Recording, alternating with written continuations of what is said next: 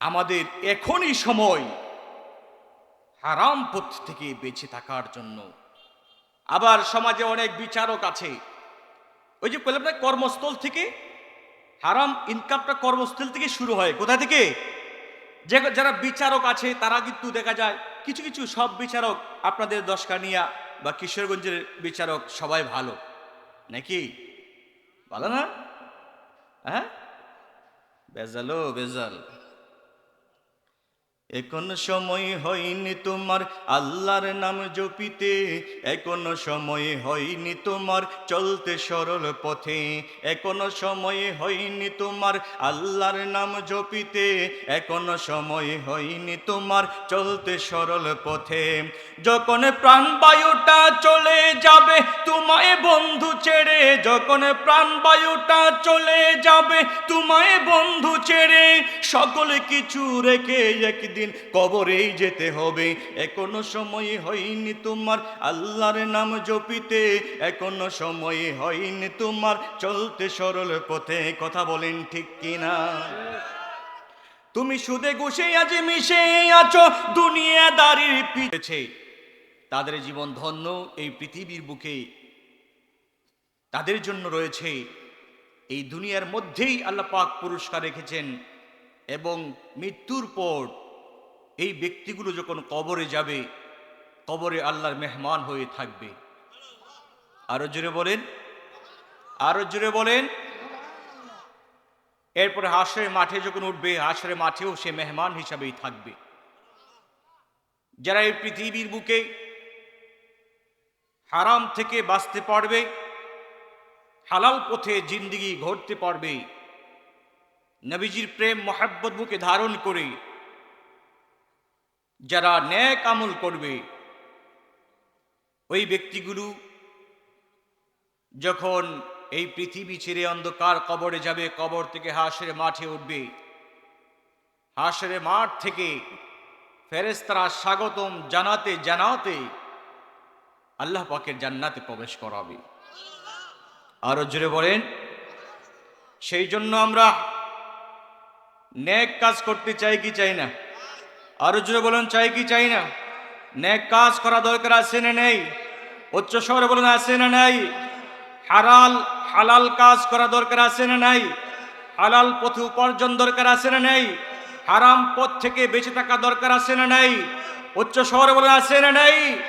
এবার জবান ছেড়ে হাত তুলে বলুন, কে কে হারাম কাজ করতে চান? একজন করব। হ্যাঁ, বুঝে নাই, বুঝে নাই। আসলে আমাদের প্রত্যেকদেরকে হারাম থেকে বেঁচে থাকতে হবে, ঠিক না বে ঠিক? আরো জোরে বলতে হবে, ঠিক না বে ঠিক? আমরা অনেক সময় দেখা যায় আমরা আল্লাহ পাকের কাছে দোয়া করি এবং দোয়া মঞ্জুর না হলে আমরা কষ্ট প্রকাশ করি, আমাদের দোয়াটা কেন কবুল হলো না। কথা বলেন, এমন দুঃখ প্রকাশ করি না? কিন্তু আমরা জানি না কেন মঞ্জুর হচ্ছে না, কেন কবুল হচ্ছে না। এই বিষয়টা না জানার কারণে আমরা তার সঠিক সমাধান পাই না। কথা বলেন ঠিক কিনা? আরো জোরে বলেন, ঠিক কিনা? আল্লাহর নবী দুজাহানের বাদশা নবী হুজুর নূর সাল্লাল্লাহু আলাইহি সাল্লাম বললেন, উম্মত শুনো, আমি নবী তোমাদেরকে জানিয়ে দিচ্ছি, পৃথিবীর সকল উম্মতদেরকে আমি নবী জানিয়ে দিচ্ছি, এই পৃথিবীর বুকে যারা হারাম ভক্ষণ করবে, যারা সঠিক পথে উপার্জন করবে না, হালাল পথে উপার্জন করবে, আল্লাহ রাব্বুল আলামিন ওই ব্যক্তিগুলোর দোয়া আল্লাহ পাক কখনোই মঞ্জুর করেন না। সে যতই দোয়া করুক, যতই কান্নাকাটি করুক, যা কিছু ভাবে সে দোয়া করুক না কেন, চোখের পানি ছেড়ে ছেড়ে দোয়া করুক না কেন, আমার রাসূল বলেন, উম্মত শোনো, আল্লাহ রাব্বুল আলামিন ওই বান্দা বান্দির দোয়া কবুল করবে না। জোরে বলেন নাউজুবিল্লাহ, আরো জোরে বলেন নাউজুবিল্লাহ। সেই জন্য আমাদেরকে হারাম পথ থেকে বেঁচে থাকা দরকার আছে না নাই? আরো জোরে বলেন, আছে না নাই? এই পৃথিবীর বুকে যেই ব্যক্তিগুলো হারাম ভক্ষণ করে, হারাম ভক্ষণ করার পরে তার সমস্ত মাংসটুকু হারাম হয়ে যায়, রক্তটুকু হারাম হয়ে যায়, এবং যে কাপড় পরিধান করেছে ওই কাপড়, যে কাপড়টা পরিধান করেছে ওই কাপড়টাও তো হারামের অংশ হয়ে যায়।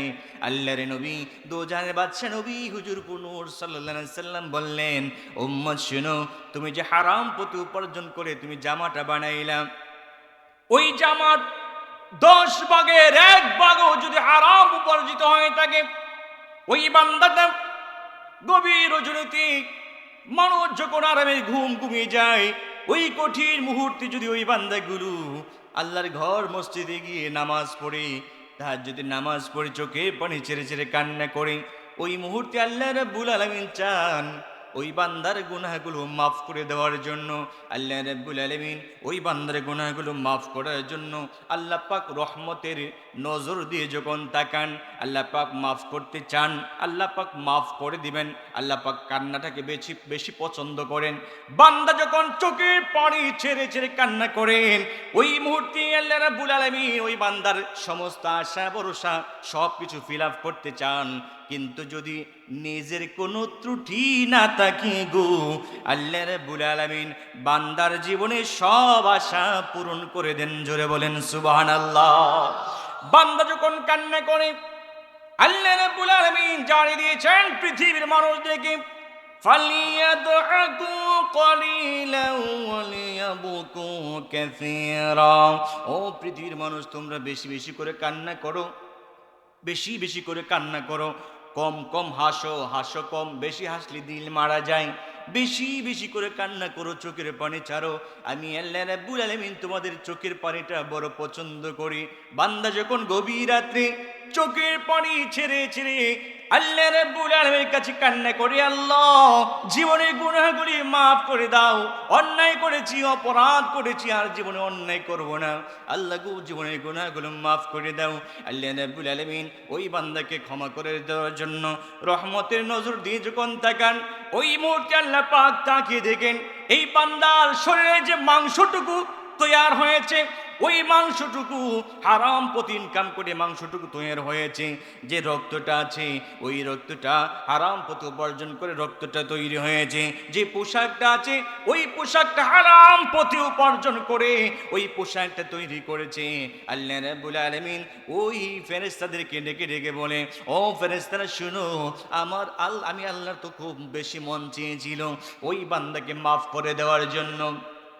আমি আল্লাহ পাক চেয়েছিলাম বান্দার জীবনে গুনাহগুলি মাফ করে দেওয়ার জন্য। ফেরেশতারা শুনো শুনো, আমি আল্লাহ পাক কেমনে ওই বান্দাকে মাফ করব? ওই বান্দাগুলো দেখো, ও ফেরেশতারা দেখো, এই বান্দাগুলো শরীরে যে মাংস আছে সেটাও হারাম পথে উপার্জিত করে মাংসটা তৈরি হয়েছে, পোশাকটাও তো হারাম পথে উপার্জন করে পোশাকটা তৈরি করেছে। বলো রে ফেরেশতারা, ওই বান্দাগুলোকে আমি কেমনে মাফ করি? কেমনে মাফ করি?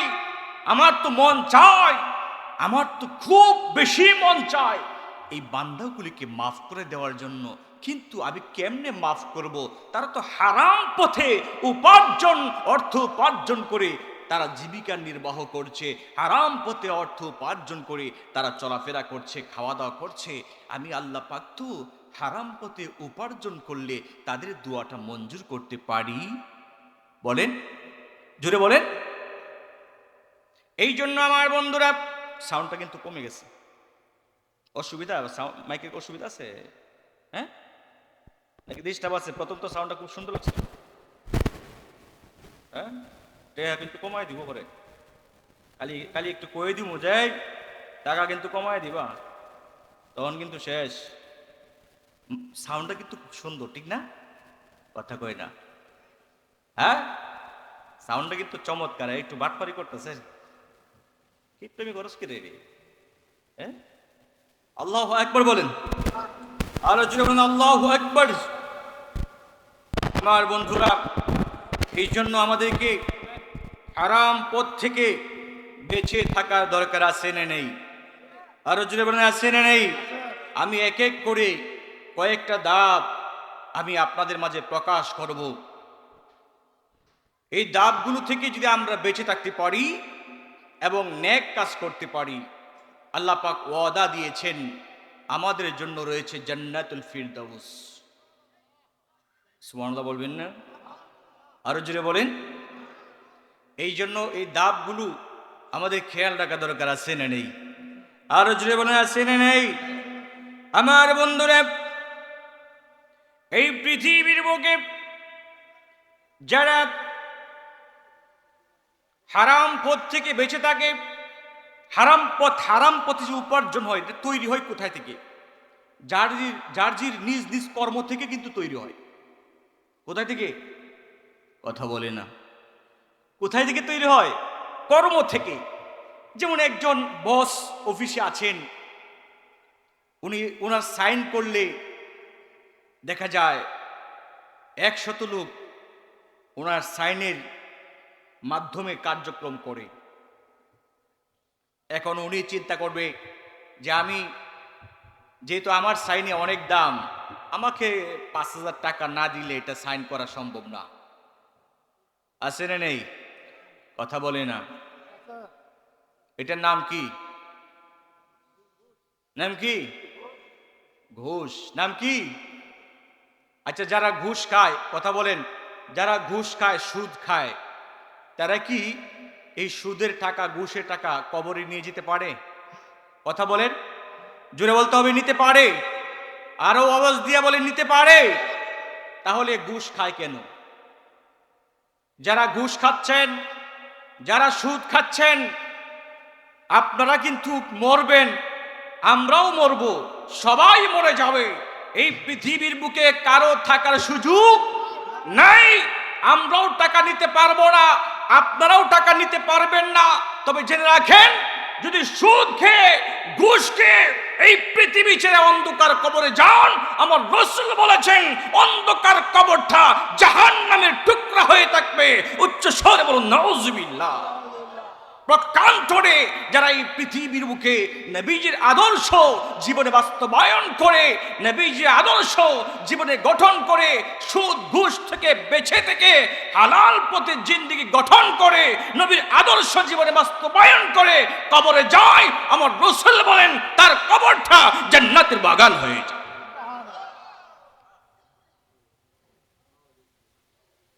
এই জন্য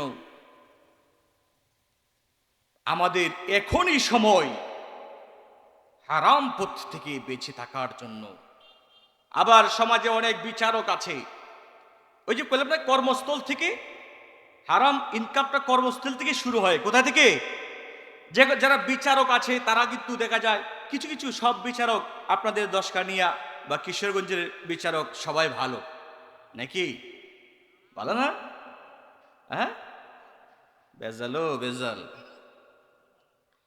এখনো সময় হয়নি তোমার আল্লাহর নাম জপিতে, এখনো সময় হয়নি তোমার চলতে সরল পথে, এখনো সময় হয়নি তোমার আল্লাহর নাম জপিতে, এখনো সময় হয়নি তোমার চলতে সরল পথে। যখন প্রাণবায়ুটা চলে যাবে তোমায় বন্ধু ছেড়ে, যখন প্রাণবায়ুটা চলে যাবে তোমায় বন্ধু ছেড়ে, সকল কিছু রেখে একদিন কবরেই যেতে হবে। এখনো সময় হয়নি তোমার আল্লাহর নাম জপিতে, এখনো সময় হয়নি তোমার চলতে সরল পথে। কথা বলেন ঠিক কিনা? তুমি সুদে ঘুষে আজ মিশে আছো দুনিয়াদারির পিছে, তাদের পক্ষে কলম চালাচ্ছ ঘুষ যারা দিয়েছে। তুমি সুদে ঘুষে আজ মিশে আছো দুনিয়াদারির পিছে, তাদের পক্ষে কলম চালাচ্ছ ঘুষ যারা দিয়েছে। চোখটি মেলে দেখো কত গরিব দুঃখে আছে, টাকার জন্য সঠিক বিচার পায় না তারা শেষে। চোখটি মেলে দেখো কত গরিব দুঃখে আছে, টাকার জন্য সঠিক বিচার পায় না তারা শেষে। তোমার ঘুষের টাকায় বাড়ি গাড়ি করলে কি লাভ হবে? তোমার ঘুষের টাকায় বাড়ি গাড়ি করলে কি লাভ হবে? সকল কিছু রেখে একদিন কবরেই যেতে হবে। এখনো সময় হয়নি তোমার আল্লাহর নাম জপিতে, এখনো সময় হয়নি তোমার চলতে সরল পথে, এখনো সময় হয়নি তোমার আল্লাহর নাম জপিতে, এখনো সময় হয়নি তোমার চলতে সরল পথে। কথা বলেন ঠিক কিনা? বাবারে, যে কোনো মুহূর্তে আমাদেরকে এই পৃথিবী ছেড়ে চলে যাওয়া লাগবে কি লাগবে না? আজকে আমরা বেহেশতের বাগানে বসেছি, এই বেহেশতের বাগান থেকে আমরা যে বাড়ি পর্যন্ত যেতে পারবো তাহার কোনো গ্যারেন্টি আছে? কথা বলেন, আছে? কোনো গ্যারেন্টি নেই। আপনাদের অর্ধেক মানুষের মনে হচ্ছে গ্যারেন্টি আছে, একদম বিয়ে করবেন, যুবক যারা বিয়ে করবেন, ছেলে মেয়ে হবে, ছেলে মেয়ে বিয়ে করাবেন, বিয়ে দিবেন, নাতি নাত করে হবে, দাদা নানা ডাকবে, তারপরে মরবেন, এমনটা কিছু নাকি? হ্যাঁ, তাহলে এক আওয়াজে দিতে হবে, এক আওয়াজে বলতে হবে আমাদের এই পৃথিবী ছেড়ে চলে যাওয়া লাগবে কি লাগবে না? আর যদি বলেন লাগবে কি লাগবে না, যদি ছেড়ে চলে যেতেই হয় তাহলে আমাদেরকে সঠিক পথে ফিরে আসতে হবে। কথা বলেন, আসার দরকার আছে না নেই? আপনাদের এলাকায় কি দুধ ব্যবসায়িক আছে? গরু পালেন? গরুর মধ্যে, দুধের মধ্যে পানি মিশান কে কে? হাত তুলেন। মাগো, সব দিয়ে আল্লাহর ওলি। হ্যাঁ, মিশা না? দেখেন, মনে মনে কিন্তু জানেন মিশান কি মিশান না। পৃথিবীর সমস্ত মানুষ যদিও না দেখে, না জানে, না বুঝে, দেখেন কে? আরো জুড়ে বলেন, যে আল্লাহ পাক আপনার আমার বিচার করবেন, যে আল্লাহ পাক এই পৃথিবীর সমস্ত কিছু পরিচালনা করছেন, যে আল্লাহ পাক মৃত্যুর পরেও বিচার দিনের মালিক কে? জোরে বলেন কে? সেই আল্লাহ পাক, যে আল্লাহ পাক আমাদেরকে ইহয়ী ওয়া ইউমীতু, আমাদেরকে জীবন দান করেছেন, আবার আমাদেরকে মৃত্যু দিবেন। এই পৃথিবী ছেড়ে চলে যাওয়ার যে সিস্টেম, সেটা যিনি সৃষ্টি করেছেন উনি কে? জোরে বলেন। ওই প্রভু দেখছেন কি দেখছেন না? কথা বলেন। উমর রাদিয়াল্লাহু তাআলা আনহুর সময়, উনার খেলাফত অবস্থায়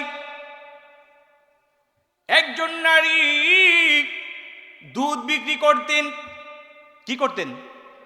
দুধ বিক্রি করতেন। কিন্তু হঠাৎ করে একদিন গরুটা যখন দুধ কম দিল, দুধ কম দিল, ওই মুহূর্তে ওই মহিলাটা চিন্তা করে দেখলো আজকে তো দুধ কম, কিন্তু আমরা তো এই দুধ বিক্রি করে বাজার সদাই করি, খরচ করি, আজকে যে দুধ কম দিল, এখন আমরা কি করব? এই দুধ থেকে আমরা বাজার সদাই করতে পারবো না, টাকা শর্ট পড়ে যাবে, একটু পানি তো অবশ্যই মিশাতে হবে। চিন্তা ভাবনা করেছেন পানি মিশাবে। আমাদের সমাজে এমন কিছু ভাই আছেন যারা দুধ বিক্রি করে বাজার সদাই করে, এমন লোক আছে না নেই? কথা বলেন, আছে না নাই? ওই মহিলাটা চিন্তা করলে একটু দুধের সাথে পানি তো অবশ্যই একটু মিশাতে হবে, যদি না মিশাই আজকের হিসাবটা তো মিলবে না। কিন্তু এই কথাগুলো যখন বলছিলেন, ওই সময় খলিফাতুল মুসলিমিন ওমর রাদিয়াল্লাহু তাআলা আনহু ওই রাস্তা দিয়ে যাচ্ছিলেন। যখন শুনতে পাইল দুধের মধ্যে পানি মিশাতে হবে, ওই কথাটা উনি ওনার কানের মধ্যে বাড়ি খাইল।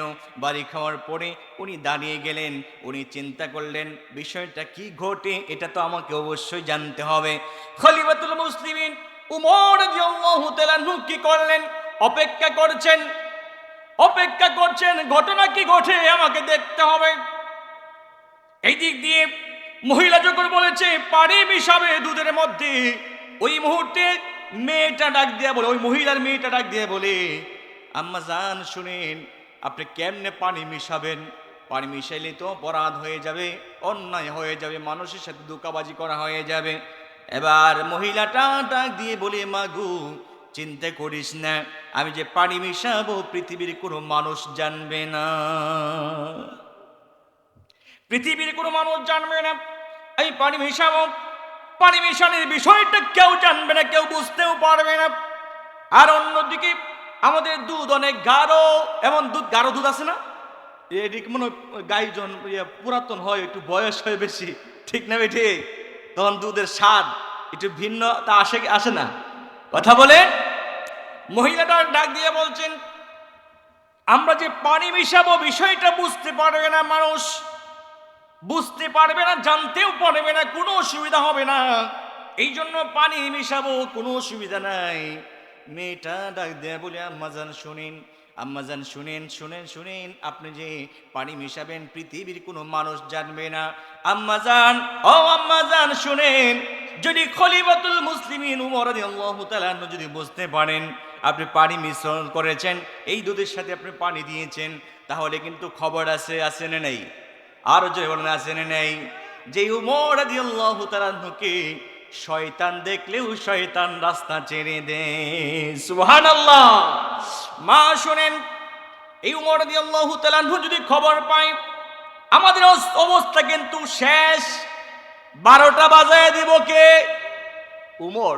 সুবহানাল্লাহ বলেন, উচ্চ স্বর বলুন আল্লাহু আকবার। উমর রাদিয়াল্লাহু তাআলা আনহু যদি শুনেন আমাদের অবস্থা খারাপ হয়ে যাবে, ওনার বিচার কঠিন বিচার। দুনিয়ার বিচার যদি এত কঠিন হয়, মৃত্যুর পর আল্লাহ রাব্বুল আলামিন তো আমাদেরকে ছাড়বেন না এই দুঃখাবাজের জন্য। এত বিচার হয়ে যাবে, এই যে টাকাটা আমরা অর্জন করব, এই টাকাটা তো আমাদের জন্য হারাম হয়ে যাবে নাকি হালাল হবে? এই টাকাটা তো আমার জন্য হারাম হয়ে যাবে আমাদের জন্য।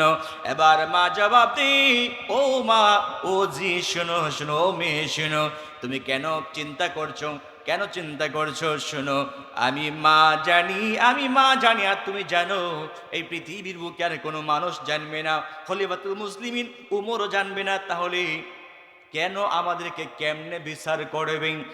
ওই মহিলার মেয়েটা নাক দিয়া বলে, মা গো শোনো, যদি খলিফাতুল মুসলিমিন উমর নাও দেখে, খলিফাতুল মুসলিমিন উমর যেই প্রভুর ইবাদত করে, ওই প্রভু তো এখনো আমাদের দিকে তাকিয়ে আছে। মা গো মা, যদি উমর রাদিয়াল্লাহু তাআলা আনহু দেখেন না, দেখবেন না, কিন্তু আল্লাহ পাক তো ঠিকই দেখতেছেন, কথা বলেন ঠিক কিনা? এবার উমর রাদিয়াল্লাহু তাআলা আনহু কথাগুলো শুনতেছেন। মহিলাটা ডাক দিয়ে বলে, মারে, ও মা, যদিও সিদ্ধান্ত করেছিলাম দুধে পানি মিশাবো, কিন্তু তুমি যে কথা বলেছো, আল্লাহ রাব্বুল আলামিন দেখছেন, আল্লাহ পাক দেখছেন, এটা তো অবশ্যই সত্য, অবশ্যই সত্য। মৃত্যুর পরে তো জবাব দিতে হবে। মা গো মা, তোমার জন্য এরকম হারাম কাজ থেকে আমি অবশ্যই ফিরে আসলাম। জোরে বলেন সুবহানাল্লাহ। পরের দিন ওমর রাদিয়াল্লাহু তাআলা আনহু কি করলেন? লোক পাঠালেন, সেনাবাহিনী পাঠালেন, ওই মহিলার বাড়িতে পাঠালেন। মহিলার বাড়িতে পাঠিয়ে ওমর রাদিয়াল্লাহু তাআলা আনহু সেনাবাহিনী পাঠিয়ে দিলেন এবং বললেন, ওই মহিলাকে আমার দরবারে নিয়ে আসো। মহিলার কাছে সেনাবাহিনী গেলে মহিলা চিন্তায় বিভোর হয়ে যায়, কান্না করতে করতে মহিলাটা বেহুশ হয়ে যায়, বেহুশের মতো হয়ে যায়, চোখের পানি ছাড়তে ছাড়তে। উনি ভেবেছেন হয়তো আজকের এই রাতের নিউজটা উমর রাদিয়াল্লাহু তাআলা আনহুর কাছে হয়তো গিয়েছে, এই জন্য এই ভয়ে, আর না হয়ে না জানে কি ভুল হয়েছে, হয়তো এমন কোনো ভুল উমর রাদিয়াল্লাহু তাআলা আনহুর দরবারে চলে গিয়েছে, এই জন্য আমাকে ডেকেছে, না জানে কি বিচার করে। উমর রাদিয়াল্লাহু তাআলা আনহু এমনও বিচার করেন, সঙ্গে সঙ্গে তলোয়ার নিয়ে গর্দান পর্যন্ত ফেলে দেওয়ার ক্ষমতা আছে না নাই? আর জীবন আছে না নাই? উমর রাদিয়াল্লাহু তাআলা আনহু এমনও বিচার করেছেন, ঘর থেকে তলোয়ার এনে একটা কোপ দিয়ে গর্দান ফেলে দিয়েছে। হুজুর ঘুমিয়ে আছেন, হুজুর রেস্ট করতেছেন। আল্লাহু আকবার বলেন। উমর রাদিয়াল্লাহু তাআলা আনহু উনি এমনও ঘটনা ঘটিয়েছেন যে অপরাধ করার পরে, কেমন অপরাধ, একটা রাসূল পাক সাল্লাল্লাহু আলাইহি ওয়াসাল্লাম একটা রায় দিয়েছিলেন, আমি খুব শর্ট করে বলছি। রায়টা রাসূল পাক সাল্লাল্লাহু আলাইহি ওয়াসাল্লাম ইহুদির পক্ষে দিয়েছেন। তো নবীর সাহাবী মুসলমান, সে চিন্তা করলো যেহেতু আমি মুসলমান, নবীর পক্ষের লোক, রায়টা হয়তো আমার পক্ষে আসবে। কিন্তু রাসূল পাক সাল্লাল্লাহু আলাইহি ওয়াসাল্লাম উনি কি করলেন? উনি দেখলেন কে আপন আর কে পর, সেদিকে না দেখে কার দোষ, কে অপরাধী আর কে হক পথে আছে, সঠিক পথে আছে, সেটা নবীজি নির্ণয় করলেন এবং ইহুদির পক্ষে রায় দিয়ে দিলেন। ওই সাহাবীটা, নবীর এই মুসলিম ব্যক্তিটা উমর রাদিয়াল্লাহু তাআলা আনহুর কাছে এসে বলতেছেন, হুজুর আমি একটু সানি করাতে আসছি, মানে ওই আপিল বিভাগে যায় না, আপিল করে, আমরা যে বর্তমানে আপিল করি, এই এপিল করতে আসছে উমরের কাছে। আসার পরে উমর রাদিয়াল্লাহু তাআলা আনহু জিজ্ঞাসা করেছেন, তাহলে আউয়াল করছে কেটা, প্রথম যে রায়টা এটা দিছে কেটা? তখন ওই ব্যক্তিটা বলতেছেন, হুজুর আউয়াল তো করেছেন নবীজি। উমর রাদিয়াল্লাহু তাআলা আনহু বলেন, নবীজি রায় দিয়েছে, আর এই রায়ের উপর রায় আমরা ডিঙ্গায় কথা কইটা, যে ডিঙ্গায় কয়, কিরে মুরব্বী রে, ডিঙ্গায় তুই কথা কস? উমর রাদিয়াল্লাহু তাআলা আনহু বলতেছেন, কিরে নবীজি রায় দিয়েছে, এটা তুই মানুষ তাই আমার কাছে আসছো সানি করতে? আমার বিচার তো খুব কঠিন, একটু বসো।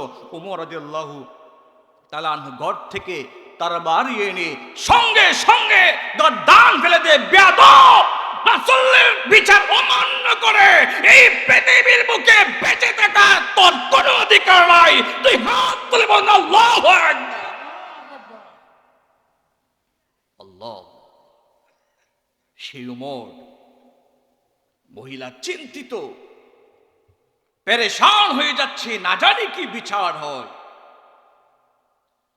উমর রাদিয়াল্লাহু তাআলা দরবারে মহিলা আসার পরে উমর রাদিয়াল্লাহু তাআলা মহিলাকে প্রস্তাব দিলেন,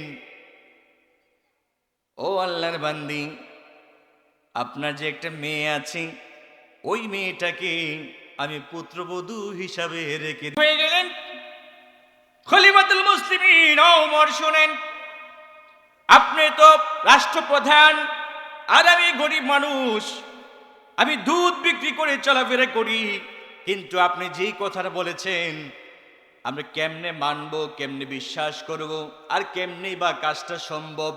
এত আকাশ পাতাল পরিবর্তনে বেশ কমে, এটি কেমনে সম্ভব? ওমর রাদিয়াল্লাহু তাআলা বলেন, আকাশ পাতাল যদিও পরিবর্তন বেশ কম, কিন্তু আমি যেই মেয়েটার যে সুনাম, যে গুণ আমি পেয়েছি, এমন একটা মেয়ে আমি খলিফাতুল মুসলিমিন উমর রাদিয়াল্লাহু তাআলা খুঁজতেছি। জোরে বলেন সুবহানাল্লাহ। সমস্ত ঘটনা খুলে উমর রাদিয়াল্লাহু তাআলা সব ঘটনা খুলে বিস্তারিত বলার পরে তখন ওই মেয়েটা বলছিল যে আল্লাহ তো দেখবে, যদিও পৃথিবীর কোনো মানুষ দেখে না, আল্লাহ তো দেখছে। এই পৃথিবীর মুখে এই কথাটা যারা মানে, বিশ্বাস করে, আমি যা করছি আল্লাহ দেখছেন, ওই ব্যক্তিটা কখনোই হারাম পথে একটি কদমও অগ্রসর হতে পারে না। ঠিক কিনা? তুই হাত তুলে বলুন ঠিক কিনা? নারে তাকবীর, নারে রিসালাত, নারে গাউসিয়া। আমার বন্ধুরা, আমরা যা করছি আল্লাহ পাক দেখছেন কি দেখছেন না? হ্যাঁ। আর যদি মনে করি এই পৃথিবীর মুখে ঘরের দরজা বন্ধ করে, সামনে মাহে রমাদান আসতেছে, ঘরের দরজা বন্ধ করে পেট ভরে ভাত খাইলে কি দুনিয়ার মানুষকে দেখব? হ্যাঁ, কথা বলেন। কিন্তু আল্লাহকে দেখে? আল্লাহ ঘরের দরজা বন্ধ করলে তো আল্লাহ একটু সহি কম দেহে। হ্যাঁ হ্যাঁ, ঘরের দরজা বন্ধ করলেও যেমন দেহে, খোলা রাখলেও, কথা বলেন, পানির উপরে আল্লাহ পাক যেমন দেখেন, পানির নিচেও, কথা বলেন। একজন পীর, উনি খলিফা নির্বাচন করবে আর কি। খলিফা নির্বাচন করার জন্য উনি একটি পরীক্ষা দিলেন, একটি মুরগি দিয়ে উনি পরীক্ষা দিলেন। যাদেরকে খলিফা নির্বাচন করবেন, যাকে খেলাফত দিবেন, উনি ওনাদেরকে ডেকে এনে একটি মুরগি দিলেন এবং বললেন, সবাইকে যখন মুরগি দিলেন এক এক করে, তখন বললেন, তোমরা এই মুরগিটা জবাই করে নিয়ে আসো, এমন এক জায়গায় নিয়ে জবাই করবা যেন কেউ না দেখে। আল্লাহু আকবার বলেন। কোথায় গিয়ে? যেন কেউ না দেখে। তো এটা কিন্তু এখন বর্তমানে বেশিরভাগ যে পীর মুরিদি বাড়াইছে, এখন বর্তমানে যে এখন বেশিরভাগ যে পীর হইতেছে, পীরের সন্তান পীর। পীর যদি সুরও থাকে, পীরের সন্তান, এটাই পীর। নাউজুবিল্লাহ কয় না? তখন একটু কষ্ট লাগবে, মানতে কষ্ট হবে। পীরের সন্তান মূর্খ, নামাজ ঠিক মতো পড়তে পারে না, সূরা কেরাত পারে না, সেও পীর। কথা বলেন, আরো জোরে বলতে হবে। জীবনেও এক ওয়াক্ত নামাজ পড়ে না, হেও পীর। এটা কি পীর না জির কলা গাছের? কথা কই না, জোরে বলতে হবে। এই পীর নামের কলঙ্ক, এরা, এই পীরগুলো আজকে ইসলামকে ধ্বংস করছে, সুন্নিয়তকে ধ্বংস করছে, ইসলামকে কলঙ্কিত করছে, সুন্নিয়তকে কলঙ্কিত করছে। উচ্চস্বরে বলুন ঠিক কিনা, দুই হাত তুলে বলুন ঠিক কিনা। আমার বন্ধুরা,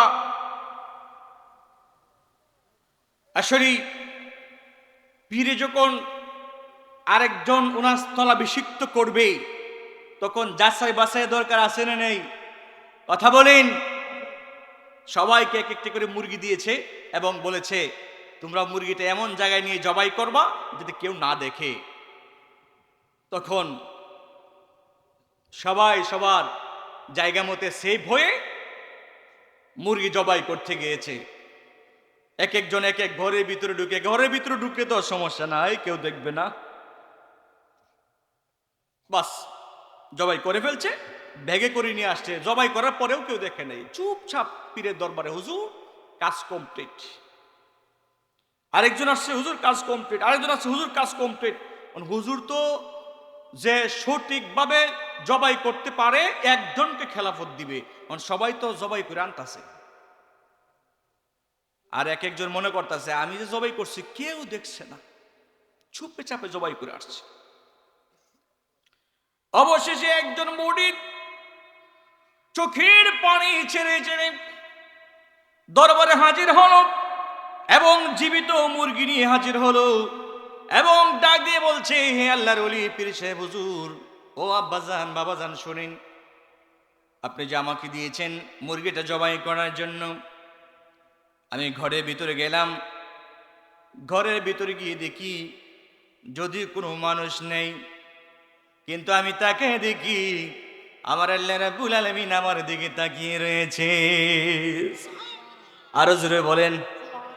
হুজুর ঘর থেকে বের হয়ে গেলাম, ঘরের পিছনে চলে গেলাম, দুনিয়ার কোনো মানুষ নাই, কোনো মানুষ নাই, কোনো অন্যান্য যে জানোয়ার রয়েছে তারাও নাই, কেউ নাই, কেউ নাই। যখন এই সিদ্ধান্ত নেই জবাই করব, ওই মুহূর্তে তাকে দেখি আমার আল্লাহ আমার দিকে তাকিয়ে রয়েছে। আল্লাহু আকবার বলেন। হুজুর আরেকটি করে চলে গেলাম, আরেকটি করে যায় দেখি ওইখানেও আমার আল্লাহ পাক আমার দিকে তাকিয়ে রয়েছে। হুজুর বলেন, ও ছাত্র, ও মুরিদ, আমি এতদিন পড়ি আমার স্থলাভিষিক্ত খলিফা নিযুক্ত করার জন্য, আমি এতদিন পরে উপযুক্ত একজন মানুষ পাইলাম। জোরে বলেন সুবহানাল্লাহ। বলুন, আমরা যেখানে যাহা কিছুই করি আমাদেরকে আল্লাহ পাক দেখছেন কি দেখছেন না? কথা বলেন। তাহলে সুদ খাওয়ার সময় গোপনে খাইতে হবে, ঠিক না ঠিক? হ্যাঁ,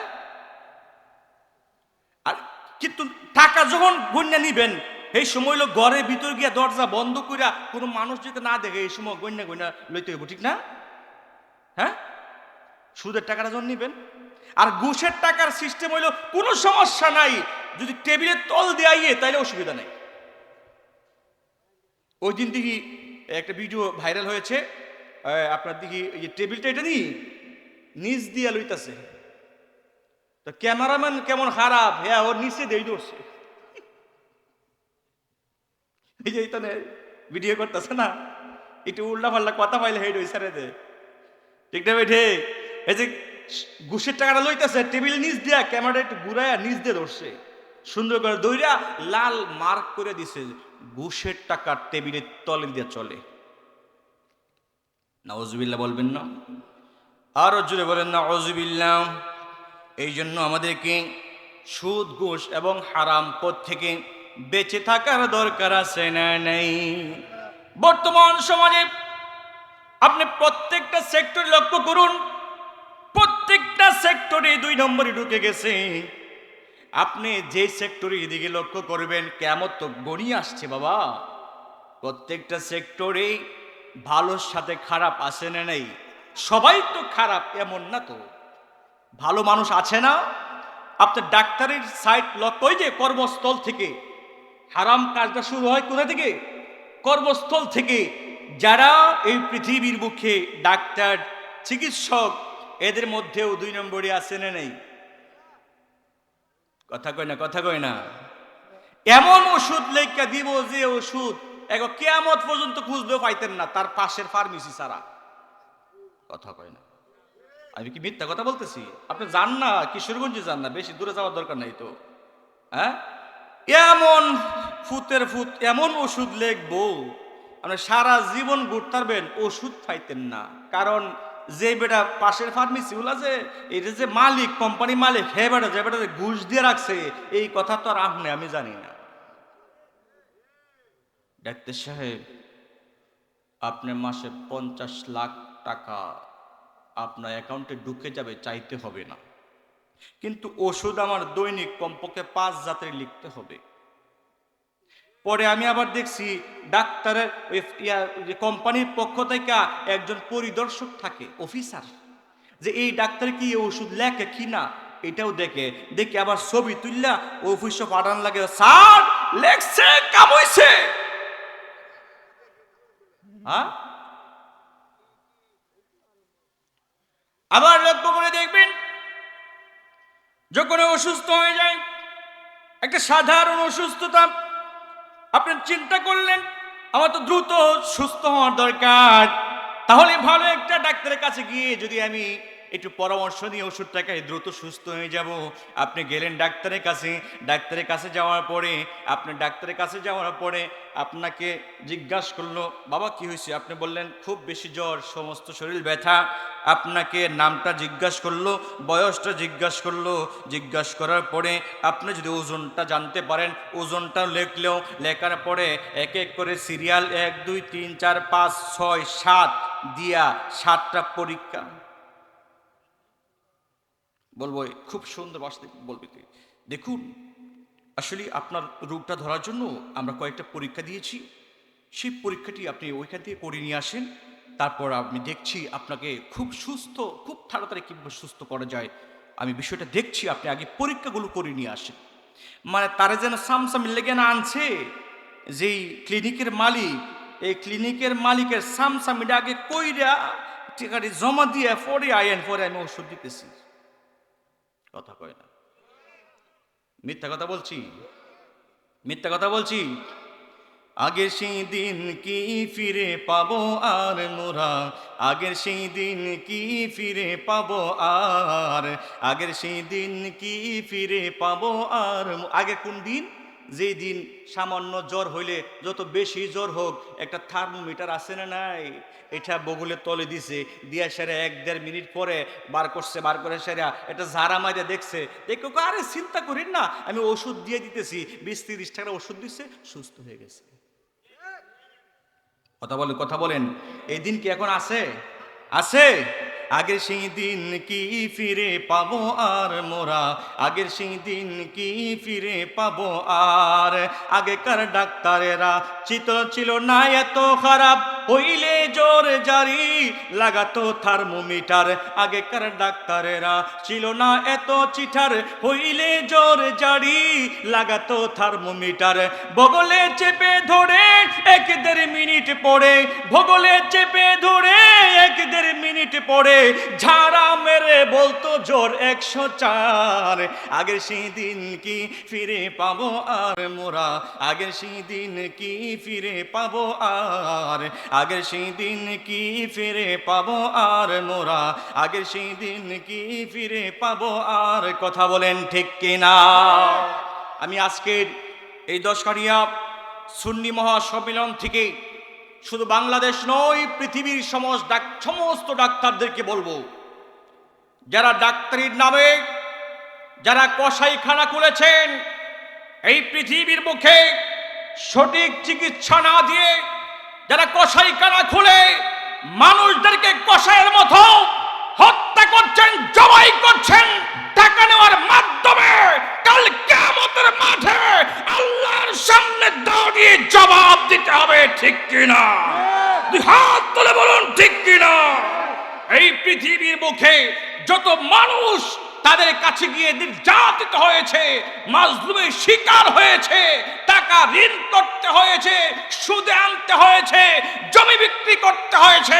প্রত্যেকটা মানুষ আমার রাসূল বলেন কিয়ামতের মাঠে তার কাছে যাবে এবং তার কাছ থেকে সেই টাকা আদায় করবে। বাঁচার সুযোগ, কথা বলেন, বাঁচার সুযোগ নাই। বাবা খেয়াল রাখতে হবে। অসুবিধা হইতেছে? হ্যাঁ, নাকি শুধু তা গজলই গাইতাম আর গানই গাইতাম? সোনা বন্ধু রে, তোরে সারা ভালো লাগে না, তুমি আমার জীবনের জীবন, তুমি আমার মরণে মরণ, তুমি কেন কাছে এসো না। সোনা বন্ধু, লাভ হইব? কথা কয় না। লাভ হইব কোন সময়?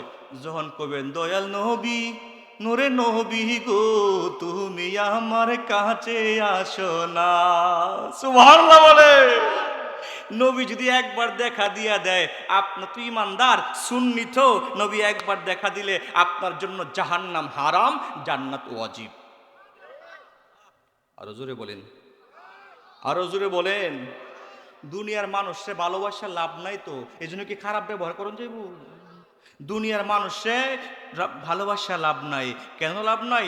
নবীজি বলেছেন, তোমরা পৃথিবীর বুকে যাহা কিছু আছে সব থেকে, তোমার মা বাবা তো আছেই, তোমার নিজের দেহটা আছে, এই দেহ চাইতেও বেশি আমি নবীকে মহাব্বত করতে হবে।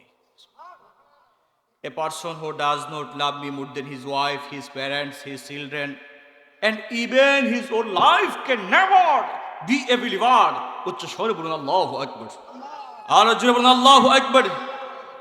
নবীজি বলেন, লা ইউমিনু আহাদুকুম হাত্তা কুনা হাব্বা ইলাইহি মিন ওয়ালিদিহি ওয়া ওয়ালাদিহি ওয়ান নাসি আজমাইন।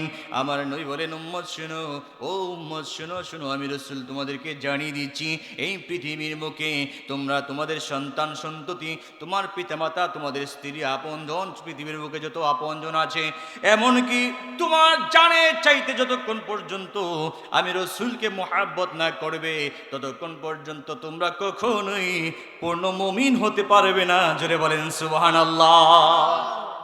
এই জন্য আমাদেরকে সমস্ত আমলের পূর্বে নিজের জানের চাইতে বেশি মহাব্বত করা, নবীজিকে বেশি মহাব্বত করা দরকার আছে না নেই? আরো জোরে বলেন, আছে না নেই? তাহলে আসুন, বলতেছিলাম কোনটা? সোনা বন্ধুর গান গাইলে কি হইব? সোনা বন্ধুর জন্য পাগল হয়ে লাভ নাই, নবীর জন্য পাগল হইলে লাভ আছে না নেই? আরো জোরে বলেন, আছে না নেই?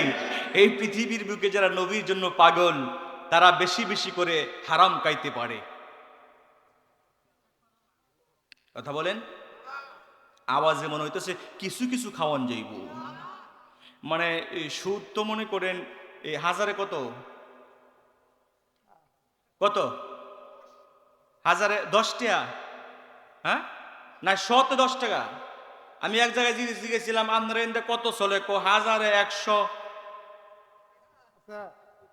ওর আমি হিসাব করে দিই, হাজারে 100 তাহলে 10,000-এ 1,000 টাকা, 1 লাখে 10,000, মাসে 1 লাখে 1,20,000 টাকা লাভ হয়।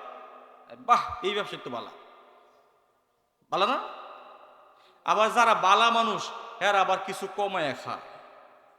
আমরা অত খারাপ না, হ্যাঁ আমরা অত খারাপ না, আমরা হাজারে 500 টাকা দিলেই চলে, আমরাও তো টিয়াল্লে পাগল না। আবার কেউ আছে হাজারে 200 টাকা নিতেছে, ও আল্লাহর ওলি মানুষ। আর নবীজি কইতাছে, ওলি মানুষ হাজারে 200, 2 টাকা নিলেই হারাম। কথা কয় না। আরো জোরে বলে, সুদ খাওয়া কি জায়েজ হবে? আপনি অল্প খান আর বেশি খান। গু আছে না, গু, আপনারা এটি কি কো, পায়খানা হয়নি? হ্যাঁ, আচ্ছা আচ্ছা, কোন তো যে একটু খাইলে মজা বেশি নাকি বেশি খাইলে মজা বেশি? হ্যাঁ, এক কথাও, হেইটাও এক কথাই। শুধু 1 টাকা খাইলে যে কথা, 1 কোটি টাকা খাইলেও গু তো গু, এটা মজা কি লাগবে, ঠিক না বেঠি? কিন্তু আমি মনে করি, এটা আমার গবেষণা আর কি, যে যারা সুদ খায় এরা সুদ না খায়া টয়লেটের ভিতরে ঢুইকা কত গু খাইয়া লাইলে বালা বেশি। কথা কয় না, কথা বলেন, কথা বলেন। সমাজের মধ্যে যুবক যারা, তোমরা প্রতিজ্ঞা করো, সিদ্ধান্ত নাও, সমাজের মধ্যে যারা ঘুষ খাইবে, সমাজের মধ্যে যারা সুদ খাইবে, সমাজের মধ্যে যারা অন্যের সম্পদ আত্মসাৎ করবে, এদেরকে টয়লেটের ভিতরে হালকা নাস্তার ব্যবস্থা করো। রাজি আছেন? সবাই মিললে করলে সম্ভব, কারণ এইটাও তো হারাম, এটাও হারাম। ওই গুড় আর একটু সহজ হারাম, এটা আরো বেশি কঠিন হারাম, ঠিক না বেঠিক? জোরে বলেন নাউজুবিল্লাহ, আরো জোরে বলেন নাউজুবিল্লাহ। আমার বন্ধুরা,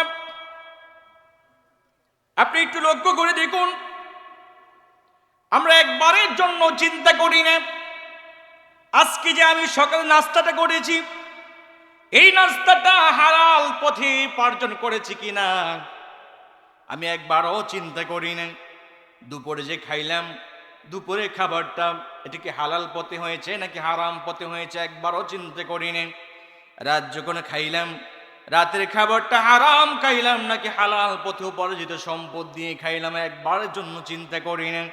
কিন্তু আল্লাহ পাকের খাস বান্দায় যারা, আল্লাহ রাব্বুল আলামিন যাদের জন্য জান্নাতের ওয়াদা করেছেন, আল্লাহ পাক বলেছেন, ইন্নাল্লাযীনা আমানু ওয়া আমিলুস সলিহাতি কানাত লাহুম জান্নাতুল ফিরদাউসি নুজুলা। আল্লাহু আকবার বলেন। খালিদিনা ফিহা লা ইয়াবগুনা আনহা হিওয়ালা। আল্লাহু আকবার বলেন। আল্লাহ রাব্বুল আলামিন বলেন, এই পৃথিবীর বুকে যারা ঈমানদার, যারা ঈমান এনেছে এবং সৎ কাজ করেছে, আল্লাহ রাব্বুল আলামিন বলেন, পৃথিবীর মানুষ শুনো, ঈমানদাররা শুনো, আমি আল্লাহ রাব্বুল আলামিন তোমাদের জন্য রেখেছি জান্নাতুল ফিরদাউস, অর্থাৎ ফিরদাউস নামক একটি জান্নাত তোমাদের জন্য তৈরি করে রেখেছি। জোরে বলেন সুবহানাল্লাহ। আল্লাহ পাক বলেন, এই জান্নাতে কতদিন থাকবে, তাদের টাইম কতদিন। বাংলাদেশে নির্বাচন হয়, বয়স কত? কয় বছর? কথা কয় না। এই 5 বছর পর্যন্ত, বাংলাদেশের নির্বাচন তো 5 বছর না, এই 5 বছর পর্যন্ত যত বাটপাড়ি, চিঠাড়ি, লুচ্ছামি, জমি দখল যাহা কিছু আছে 5 বছর পর্যন্ত করণ যায়, এটা জায়েজ, ঠিক না বেঠিক? জায়েজ না? আচ্ছা, 5 বছর পাওয়ার, এই পাওয়ারের সুদে হইল জমি দখল করে, হেইটা হইল অবৈধ, কিন্তু পাওয়ারটা তো বৈধ, ঠিক না বেঠিক? হ্যাঁ, পাওয়ারটা কি বৈধ। আপনি যখন দোকান নেবেন, 5 বছরের চুক্তি, 5 বছর পরে আপনাকে বের করে দিবে। আপনি একটা বাসা ভাড়া নিয়েছেন 2 মাসের জন্য, 2 মাসের ভাড়া দিয়েছেন, 2 মাস পর আপনাকে বের করে দিবে। নির্ধারিত একটা সময় সীমাবদ্ধতা আছে না নেই? আর জীবন আছে না নেই? যদি আপনি 5 বছরের জন্য পাস করেছেন, 5 বছর পরে যদি আপনি চেয়ারম্যানই না ছাড়েন, আপনাকে ধাক্কা দিয়ে বের করে দিবে। কেন? সময় শেষ। আল্লাহ পাক বললেন, আমি যে ফিরদাউস নামক জান্নাতটা আমার বান্দাদের জন্য তৈরি করেছি, এর মেয়াদ কতদিন? আল্লাহু আকবার বলেন। ইয়া রাব্বুল আলামিন, দুনিয়ার বুকে দেখেছি চেয়ারম্যান হয় 5 বছরের জন্য, এমপি হয় 5 বছরের জন্য, মন্ত্রী হয় 5 বছরের জন্য। ইয়া রাব্বুল আলামিন, আমরা একটু জানতে চাই, আমরা যে নেক আমল করব, নেক কাজ করব, তাহলে আমাদের জন্য আপনি কয়ত দিনের জন্য আপনি জান্নাত আমাদেরকে দিবেন? আল্লাহ পাক বললেন, খালিদিনা ফিহা। উচ্চ স্বরে বলুন আল্লাহু আকবার। আল্লাহ পাক বলেন, এই পৃথিবীর মানুষ শুনো, এই পৃথিবীর বুকে যারা ঈমান আনবে, নেক কাজ করবে, আমি আল্লাহ রাব্বুল আলামিন তাদেরকে যে জান্নাত দান করব, ওই জান্নাতে তারা অনন্তকাল অসীম দিন অসীমকাল চিরকাল ওই জান্নাতের মধ্যে থাকবে, তাদেরকে কখনোই এই জান্নাত থেকে বের করা হবে না। জোরে বলেন সুবহানাল্লাহ, আল্লাহু আকবার। সেই জান্নাতে আমরা কে কে যাইতে চাই হাত তুলে দেখান। নারে তাকবীর, নারে তাকবীর। এই আওয়াজ দিয়ে জান্নাত যাইতে, এই আওয়াজ দিয়ে কোটিয়ে দিয়ে বলতে যাওয়া যেত না। জান্নাত তো আরো অনেক দূর হই না, ডাহা পার হইয়া। হ্যাঁ, কথা কয় না। আমরা জান্নাতে যাইতে চাই কি চাই না? হাত তোলেন, কে কে যেতে চান? নারে তাকবীর। এই জান্নাতে যাওয়ার আওয়াজ দিতে হবে, নারে তাকবীর, নারে রিসালাত। আরো জোরে আওয়াজ দিবেন, শয়তান যেতে কাঁদতে কাঁদতে কমপক্ষে 5 মাইল দূরে ফলায়। রাজি আছেন? রাজি আছেন? এই শয়তান না মানুষ শয়তান হোক আর জিন শয়তান হোক, রাজি আছে না নাই? কারণ রিসালাতের আওয়াজ শুনলে কিছু মানুষ শয়তানও দৌড় দেয়। কথা কয় না, কথা বলে না। ওটা জিন সন্তান দৌড় দেয়, মানুষ শয়তানও দৌড় দেয়। ঠিক না ভাই? ঠিক। এর জন্য আওয়াজ দেন, নারে তাকবীর, নারে রিসালাত, নারে গাউসিয়া। আমার বন্ধুরা, বলতেছিলাম আমাদের খাবারের বিষয়টা একটুকু খেয়াল করি না, বলেন ঠিক কিনা? কিন্তু যারা এই পৃথিবীর মুখে যারা নেক কাজ করে, যারা নেক কাজ করে এই পৃথিবীর বুকে, যারা ইমানদার, তারা সব সময় খেয়াল করে আমি যে খাবারটা খাইলাম সঠিক কিনা। যদি সঠিক না হয়ে থাকে তাহলে মৃত্যুর পরে জবাব দিতে হবে কি হবে না? আরো জীবন হবে কি হবে না? আল্লাহর একজন বান্দা আবু সালেহ মুসা জঙ্গি, উনি নদীর পাড় দিয়ে হাঁটতেছিলেন। হঠাৎ করে একটি ফল পাইলেন, নদী দিয়ে ভেসে আসছে। এই ফলটা উনি পেয়ে উনি নিজেও ক্ষুধার্ত অবস্থায় ছিলেন। উনি কি করলেন? ফলটা খেয়ে ফেললেন। ক্ষুধার যন্ত্রণা, ফলটা পায়াও মনটা কি আর মানে? ফল তো বাইশেই যাইতেছে। ঠিক না বেঠে? আর আমরা রাস্তা দিয়ে হাঁটলে আমরাও কাছের মাঝে মাঝে ফল ফাইরে খাই, খাই কি খাই না? এই খাওয়াটা তো ঠিক আছে। হ্যাঁ, মনে থাকবে? অনুমতি ছাড়া আপনি কারো কাছে ফল খাইছেন মানে তার হাতে আপনি শিকল লাগাইছেন। যে ওই খাইছেন আপনার হাতে শিকল লাগছে, এবং মৃত্যুর পরে তার কাছ থেকে দাবি ছুটাইতে হবে। কি দিয়া? টাকা দিয়া। টাকা কি নিয়ে যাবেন কবরে? কি করতে হবে? আপনার নেক তাকে দিয়ে দিতে হবে। আবু সালেহ মুসা জঙ্গি উনি নদীর পাশ দিয়ে হাঁটতেছিলেন, কিন্তু ক্ষুধার যন্ত্রণা, উনি যখন ফলটা দেখতে পেলেন ওই মুহূর্তে উনি চিন্তা করলেন কি করব, ফলটা খেয়ে ফেলি। ওনার ক্ষুধার যন্ত্রণা, ক্ষুধার তাড়নায় উনি ফলটা খেয়ে ফেললেন। ফলটা খাওয়ার পরে মাথার কান খারইছে, আরে আমি যে ফলটা খাইলাম, যদিও ফলটা বেশি যাচ্ছে, কিন্তু আমি তো ওই ফলের মালিকের কাছ থেকে আমি অনুমতি নিলাম না। আমরা যে খাবার খাই, এই খাবার কোথায় থেকে এসেছে, কেমনে খাই, একবার হিসাব মিলাই নাম না। কিন্তু যারা নেক আমলদার, যারা নেক কাজ করে, ইমানদার, আল্লাহ পাকের ওলি, এই পৃথিবীর বুঝকে যাদেরকে আল্লাহ রব্বুল আলামিন ভালোবেসেছেন, বন্ধু হিসেবে ঘোষণা করে দিয়েছেন, তারা কেমনে গবেষণা করে একটু লক্ষ্য করে দেখুন। ফলটা খাওয়ার পর চিন্তা করতেছে, আমি যে ফলটা খাইলাম, কার গাছের ফল খাইলাম, কোথায় থেকে ভেসে আসছে, একবারও তো আমি চিন্তা করলাম না। কালকে আমাদের মাঠে আল্লাহ রাব্বুল আলামিন যদি আমাকে ডাক দিয়ে বলে, বান্দা রে, ও বান্দা শোনো শোনো, আমি আল্লাহ রাব্বুল আলামিন তোমাদেরকে জানিয়ে দিয়েছিলাম, পৃথিবীর বুকে আমার বন্ধু জানিয়ে দিয়েছিলেন, কারো সম্পদ, কারো মাল, কারো কোনো কিছু অনুমতি ছাড়া খাওয়া যাবে না। ও বান্দা, কেন খাইলে আজকে জবাব দাও। অথবা যদি যার ফল আমি খেয়েছি ওই ব্যক্তিটা যদি কাল কিয়ামতের মাঠে আমাকে আটকিয়ে দেয়, আমার ফলের টাকা দাও, কোথায় থেকে টাকা দেব? টাকা নাই, আমার নেক দিয়ে দিতে হবে। নেক যদি দেই আমাকে জাহান্নামে চলে যেতে হবে। তাহলে আমি যে ফলটা খাইলাম আমি তো ভুলই করে বসলাম। চোখের পানি ছেড়ে ছেড়ে ওই আল্লাহর বান্দা আবু সালেহ মুসা জঙ্গি উনি কি করলেন? আস্তে আস্তে সামনের দিকে অগ্রসর হচ্ছে, যেদিক দিয়ে পানি আসছে ওই দিক দিয়ে যাইতে শুরু করলো। যাইতে যাইতে যাইতে যাইতে হঠাৎ করে দেখতে পাইলেন একটা গাছ নদীর পাড়ে, ওই ফল গাছটাই নদীর পাড়ে। চিন্তা করে দেখলেন এই গাছতেই হয়তোবা এই ফলটা গিয়েছে। গাছ আর ফলের মিল আছে। সুবহানাল্লাহ বলেন, আল্লাহু আকবার বলেন। উনি চিন্তা করলেন এই ফলটা তো এখান থেকে হয়তো গিয়েছে, মালিক কে? কে গাছের মালিক? আবু সালেহ মুসা জঙ্গি খুঁজতে খুঁজতে খুঁজতে খুঁজতে ওই মালিকটাকে বের করে ফেললেন। মালিকটাকে বের করার পরে ওই মালিকের কাছে গিয়ে উনি হাত জোর করে ক্ষমা চাচ্ছেন। হুজুর, হুজুর, আমি আপনার কাছে এসেছিলাম। কেন এসেছো? হুজুর, আমি আপনার কাছে এসেছি কারণ হচ্ছে আমি আপনার গাছের একটা ফল ভক্ষণ করেছি আপনার অনুমতি ছাড়া। হুজুর, এই ফলের দাবি ছুটানোর জন্য, ক্ষমা চাওয়ার জন্য আপনার কাছে আসলাম। হুজুর, আমাকে একটু মাফ করে দেন। আল্লাহু আকবার বলেন। হুজুর, আমাকে মাফ করে দিন। কিন্তু এই যে ফলের মালিক, ফল গাছের মালিক, মালিক চিন্তা করেছে যেই ব্যক্তিটা রাস্তা থেকে টুকিয়ে ফল খায় আর মালিককে খুঁজে বের করে ক্ষমা চাওয়ার জন্য, ক্ষমা নেওয়ার জন্য, এই ব্যক্তিটা সাধারণ কোনো ব্যক্তি না। জোরে বলেন ঠিক কি না? বাবা, তুমি যে ফল খাইছো, কোথায় খাইছো? হুজুর, অনেক দূরে নদীর পাড়ে হাঁটতেছিলাম, ফলটা এদিকে যাইতেছিল, আমার খুব ক্ষুধা লাগছিল, আমি ফলটা খাইছি। চিন্তা করলাম আপনার অনুমতি নিলাম না, এই জন্য পুরাটা রাস্তা হাইটে আস্তে আস্তে আপনাকে খুঁজে বের করছি। হুজুর, আমাকে মাফ করে দিন। আল্লাহু আকবার বলেন।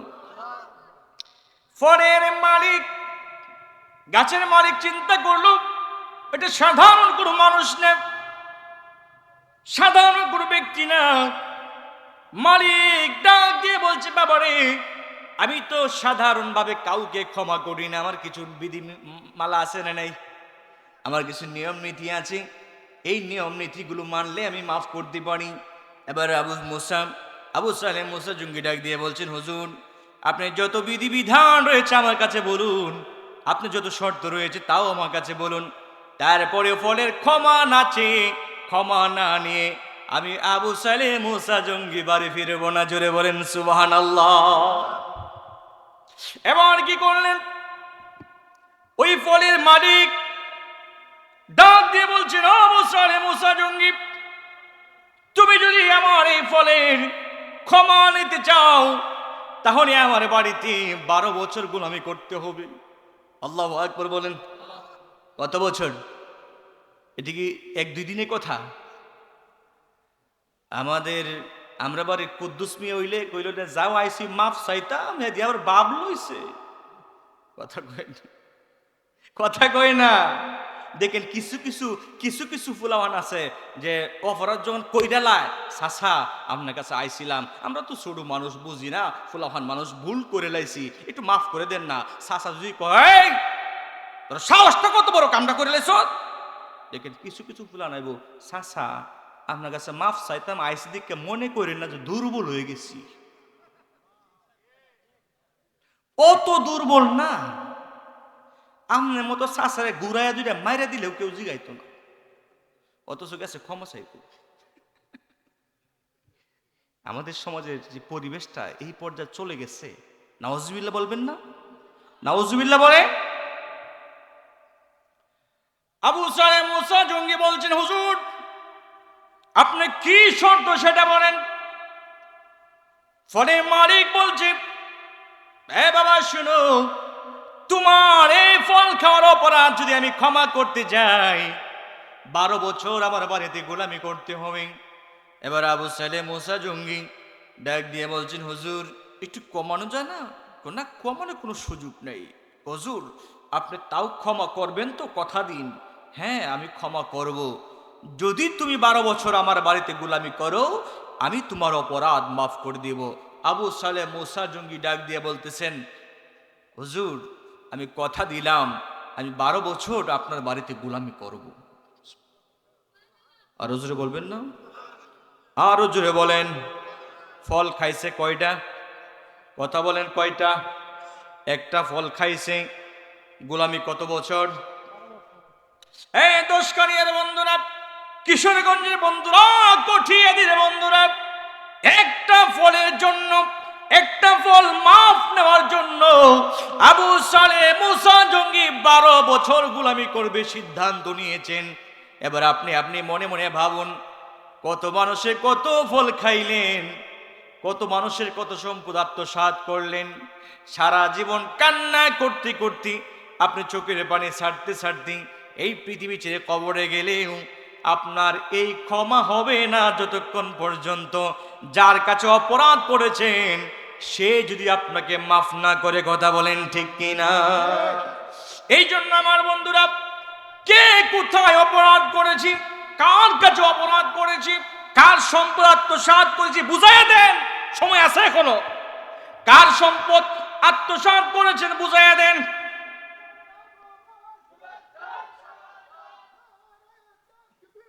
আল্লাহু আকবার, ইয়া রাসূলুল্লাহ, শুভেচ্ছা স্বাগত। আল্লাহু আকবার, ইয়া রাসূলুল্লাহ।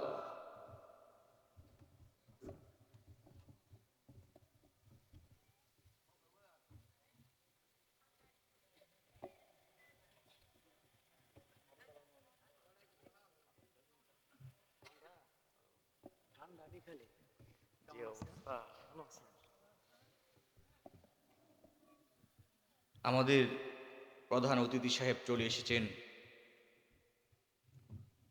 আমরা যে তাকবীর দিছি ফুতাইন না তাকবীর, কি তাকবীর? ও ফুতাইন না, তোমার ইন্দা বুঝে না এটা কি কয়, ওই ড্যাম হয়ে গেছে তো পাগলা দি।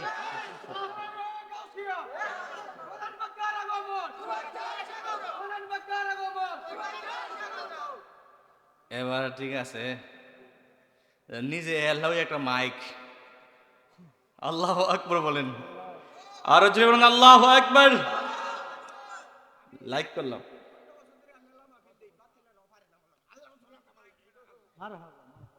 মাশাআল্লাহ মাশাআল্লাহ, আল্লাহু আকবার বলেন। আমি সামনের দিকে বেরে সময় নষ্ট করব না। আজ থেকেই সিদ্ধান্ত নেন, আজকে থেকে সিদ্ধান্ত নেন, আমার জীবনে আমি কার কার সম্পদ আত্মসাৎ করেছি, কার কত টাকা আত্মসাৎ করেছি, তার টাকা তাকে বুঝিয়ে দিন। দিতে না পারলে মৃত্যুর পরে আপনার জন্য জাহান্নাম, ব্যবস্থা করে দিবেন। আজকে দিয়ে সিদ্ধান্ত নেন, কার কার ওই যে দোকান বাকি আছে, দোকান বাকি দিয়ে দেন। দেখবেন কি ফিরিত, ও মাই গো, ভালোবাসার শেষ নেই। যেই এক বস্তা চাইল নিছে দোকানে রাস্তায় ভুলে গেছে। কথা কয় না, আছে না নেই?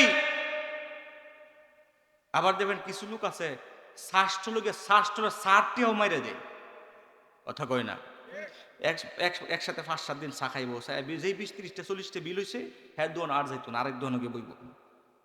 আবার চুপি চুপি ছায়া দেখবো, সেই দোয়ানদার নিয়ে খেলাইতেছে। কথা কন, কথা কন, আছে না নাই? এরপরে দেখবেন এই দোকানদারে যখন ওই টাকাটা চাইবো, কিও আপনার কাছে তো 40টা টাকা পাইতাম, টাকাটা দেলাইবেন নি? হুজুরের সার কথা মনে হয়েছে, আল্লাহু আকবার বলেন।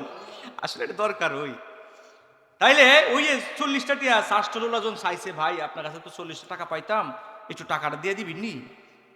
তখন হ্যাঁ হ্যাঁ জবটা দেন, গিয়ে গাড়তেরা যাও, কি রে তোর 40 টাকা খাইয়া কি আমি এলাকা সারা গেছি গা? তুই টিয়াটা চাইলে আমার কাছে, এলাকায় এমন কোন লোক আছে আমার কাছে টিয়া পা?